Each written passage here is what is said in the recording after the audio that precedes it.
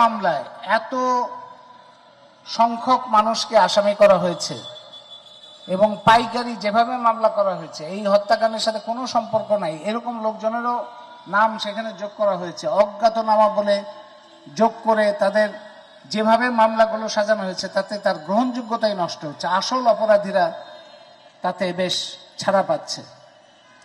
আসল অপরাধীদের ভার কিংবা অপরাধ লঘু হয়ে যাচ্ছে এবং অনেক দেখা যাচ্ছে যে এরকম মামলা করে অজ্ঞাতনামা এবং বিভিন্ন রকম পাইকারি মামলা করার পরে তাদের নিয়ে গ্রেপ্তার বাণিজ্য হচ্ছে, আটক বাণিজ্য হচ্ছে, এক একজনকে ভয় দেখিয়ে তার কাছ থেকে টাকা আদায় করা হচ্ছে, চাঁদাবাজি করা হচ্ছে, যেগুলি শেখ হাসিনার আমলে একটা স্বাভাবিক ব্যাপারে পরিণত হয়েছিল, সেটি এখন হচ্ছে।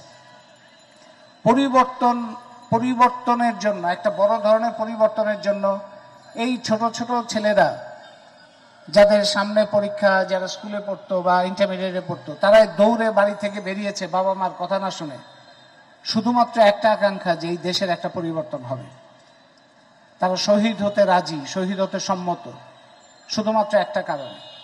সেই পরিবর্তনের কাজগুলো ছিল, আমরা পরিবর্তনের বদলে দেখছি মব সন্ত্রাস, দেখছি আমরা দেখছি হলে হলে এবং বিশ্ববিদ্যালয়ে আবার ছাত্রলীগের মতো কিছু কিছু তৎপরতা। ছাত্রলীগ আগে বিভিন্ন জায়গায়, বিভিন্ন হলে এবং ক্যাম্পাসে যেভাবে জুলুমের একটা সংস্কৃতি তৈরি করেছিল, সেই সংস্কৃতি আবার দেখা যাচ্ছে চেষ্টা হচ্ছে, কিছু কিছু গোষ্ঠী আবার সেই চেষ্টা করছে। আপনারা আজকে শায়ানের গান শুনেছেন। শায়ানের গানের মধ্যে এই বৈষম্যহীন বাংলাদেশের প্রত্যাশার কথা বলা হয়েছে।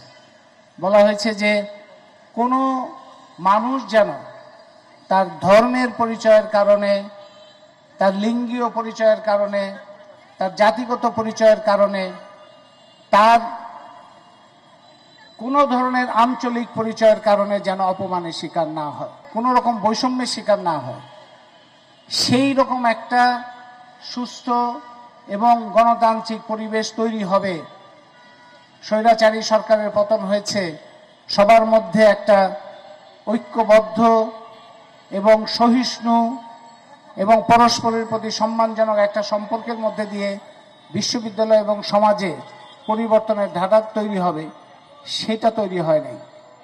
গত সরকারের আমলে যে যে কাজগুলো হয়েছিল, দুর্নীতিগ্রস্ত মেগা প্রকল্প, বিদেশের সাথে গোপন চুক্তি, বড় বড় ব্যবসায়ীদের বিশেষ সুবিধা, জনগণের স্বার্থের দিকে না তাকিয়ে বিভিন্ন ধরনের নিয়োগ, মব সন্ত্রাস যারা করে, যারা নির্যাতন করে, সন্ত্রাস করে, তাদেরকে প্রতিরক্ষা দেওয়া, তাদের পক্ষে সাফাই দেওয়া, এগুলো আমরা শেখ হাসিনা সরকারের সময় দেখেছি। এখনো আমরা ঠিক সেই ঘটনায় দেখতে পাচ্ছি। আমরা চাই, আজকে শহীদদের পরিবার এসছে, তাদের সামনে রেখেই বলছি, এটা তাদের যে কষ্ট, সেই কষ্টের কোনো শেষ নাই। সেই কষ্টকে কেউ কোনো ক্ষতিপূরণ দিয়ে সেটাকে পূরণ করা যাবে না।